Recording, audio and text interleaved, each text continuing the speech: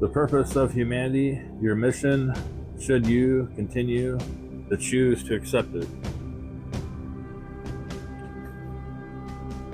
Some of the great and eternal human questions are, what is my purpose?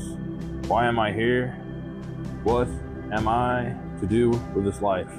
Most religions have some sort of answers to these questions, but they are in no way the same as one another. Are they all correct?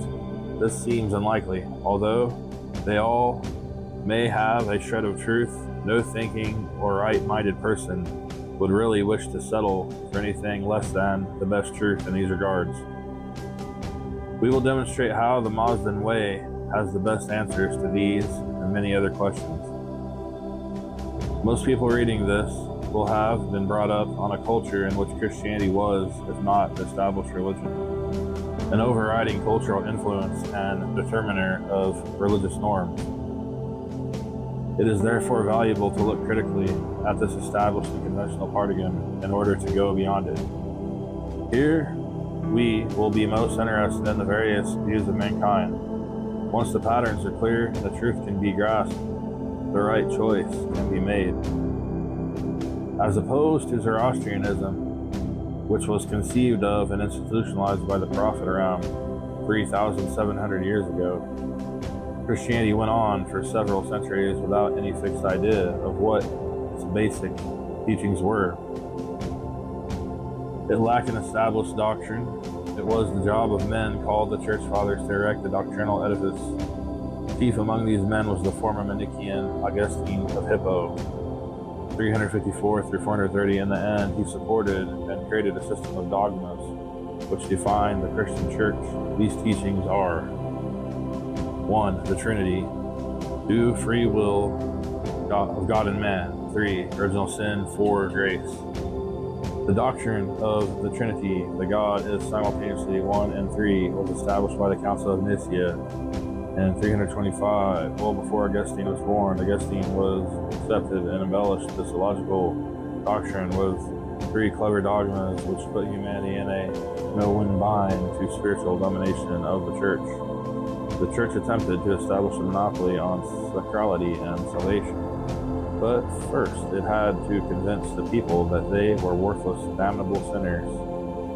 This was done with the dogmas of free will, original sin, and grace.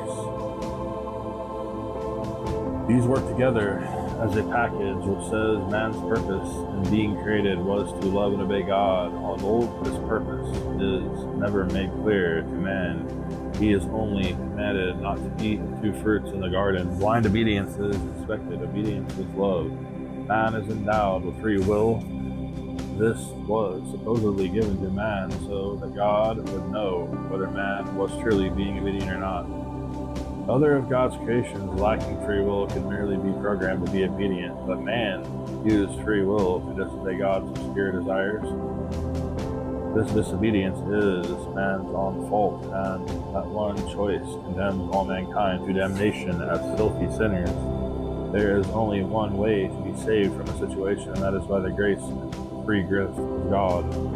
According to Orthodox Christian teachings promulgated by churches, when an individual turns to God, it is not because there is some shred of goodness left in him that was all lost with original sin, but rather it is because God has granted this faith to him by grace. In short, man is lost. It is his own fault. He is now devoid of goodness, and the only way to be saved is through God's gift. This set of ideas put together not to teach man to discover the truth, but rather to act apparatus for the organized church to subjugate and coerce man through fear and often violence to obey church teachings, whatever they may be at the time. As we will see, the Muslim approach to these questions could not be more radically different. These Augustinian dogmas are the backbone of the Church. Without them, the Church has no purpose or mission. None of the denominations of Christianity, neither Catholic nor Protestant, deviate from the Augustinian dogmas. Yet it must be concluded that these dogmas are in essence anti-human. The crux of them is that humanity, Adam and Eve, are to blame for the sorry state of the world. It is man's fault, and man is no way needed for the world to be made better, the supposed better world to come, the idea of which is well known. Import from Zoroastrianism is the Judeo-Christian system entirely the doing of, without the help of man, in the Judeo-Christian mind, the state that God needs man to renovate the world implies that God is somehow not as great as he is supposed to be. The Muslim mind, however, man is logical partner of God. Man was created to act as the frontline warriors against the lie. This is logical as only man possesses the divine gift of focused self-awareness, intelligence, and potential wisdom exemplified purely and absolutely in the form of Ahura Mazda. Man is not to blame for the bad state of affairs. Only Ahriman and the Devas are originally at fault, and both man and God are their foes and victims. We do not only share a common spiritual spark with God, but also we are bound together in a struggle against the common enemy, the forces of ignorance, deception, weakness, poverty, and sickness. In this essay, we will further explore the details of divine purpose of humanity, its special mission in the cosmos, and the unique structure of the individual human being, and its relationship to the divine world. As anyone looks around the whole world today, or throughout history, we have to admit that evil is present everywhere. Forces of greed, poverty, violence, coercion, meanness, ignorance, and stupidity reign in many corners, and at the highest levels of secular power. This originated from somewhere. Did it come from God, or is it part of the true nature of man? The Mazda denies most of these possibilities. The worshiper of Jehovah affirms them. To the Mazda, none of the evil qualities come from the wise Lord. Those nature precludes such possibility. Man, as an incarnate physical being, has voluntarily exposed himself to constant barrage of attacks from the Devas on the cosmic battlefield.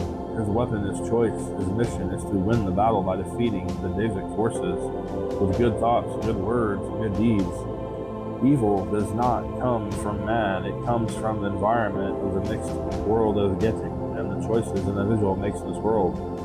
The good news is that our mission here, we need to be here and to do this work in order to improve the world. The essence of the individual human being is divine, defined by Fravashi.